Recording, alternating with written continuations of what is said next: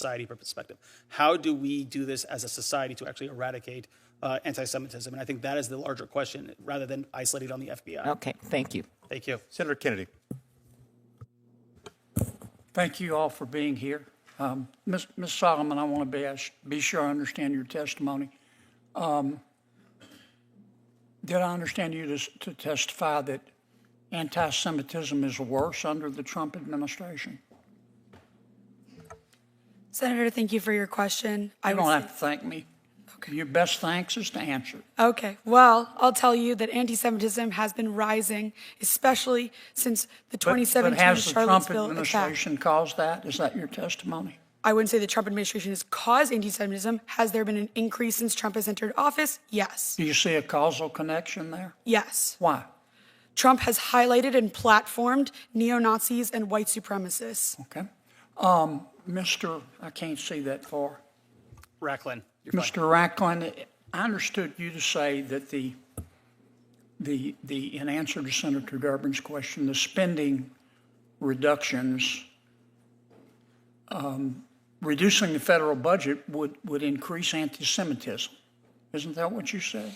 No, I did not. I said that the constant threats to cut money to the Office for Civil Rights and the Department of Education prevents the federal government from adequately investigating anti-Semitism and other hate crimes on college campuses. So you think one way to stop anti-Semitism is to give people more money? Is that right? I think one of the ways is to actually fund people that are actually designed to investigate anti-Semitism on college campuses. What's there to investigate? We see it.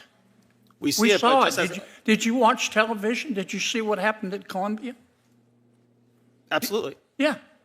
I mean, it was clear to me that the administration at Columbia and most members of the faculty believed passionately in diversity, equity, inclusion, and the right to hurt Jews.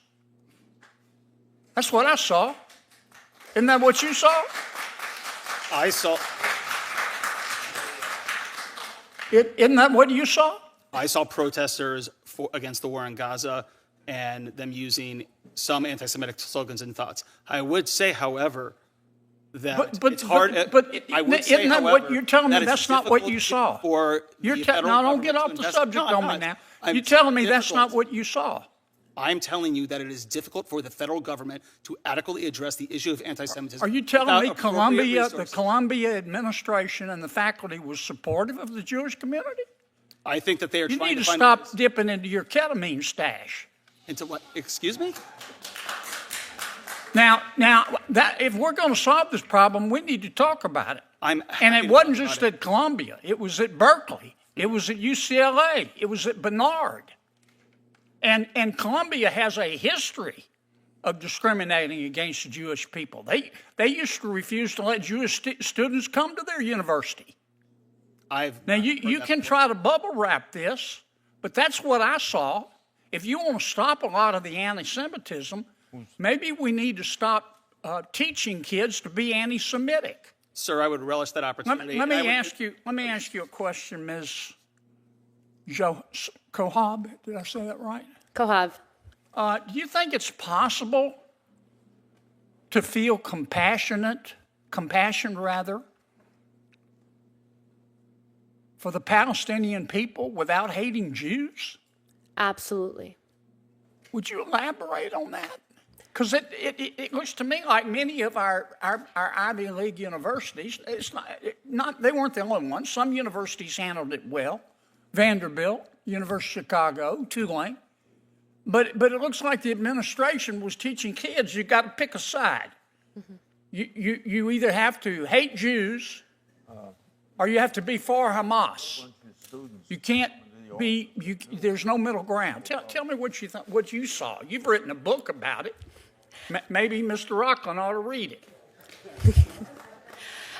Just because we are testifying, I wrote a chapter in the anthology Young Zionist Voices about what's happening on college campuses, and my book is coming soon, so look out for that. Good plug, but so let me answer your question. Can you feel compassion for the Palestinian people and not hate Jews? Absolutely. I think that what I've seen on college campuses is a pushing of a Marxist framing of the way that you see the world. And this is not only in liberal studies departments. I've taken dance classes, I've taken creative writing classes, where your final project is literally called the political is personal. And what they're teaching you on college campuses is that the political is personal and that everything should be personalized. And there's a global north, a global south, a global right, and a global wrong. And the issue with college campuses and what's happening right now in the United States is that we're allowing ideology to drive violence.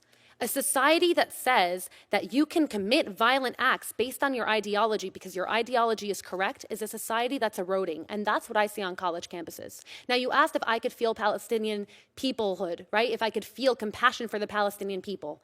Absolutely. And every night when I go to bed, yes, I pray for the Jewish people, but I also pray for the Palestinian people, for God to send them leaders that actually care more about their safety. Leaders that put their people's safety in order to propel an ideology at risk aren't leaders. If you look at Hamas, they tout what happened after October 7th up until this day as a victory. How can you lie in rubble after thousands of your people have died and call that a victory? So what I see that has to happen on college campuses is de-radicalization. Until you admit that there's a radical ideology happening on a college campus, you cannot fight it. You cannot fight it. Senator Arano, hey, I know there's a lot of strong feelings in here. We all have them, but each member only has 5 minutes, and it just takes time away from their 5 minutes if you really want to get all these facts out. Ms. Arano.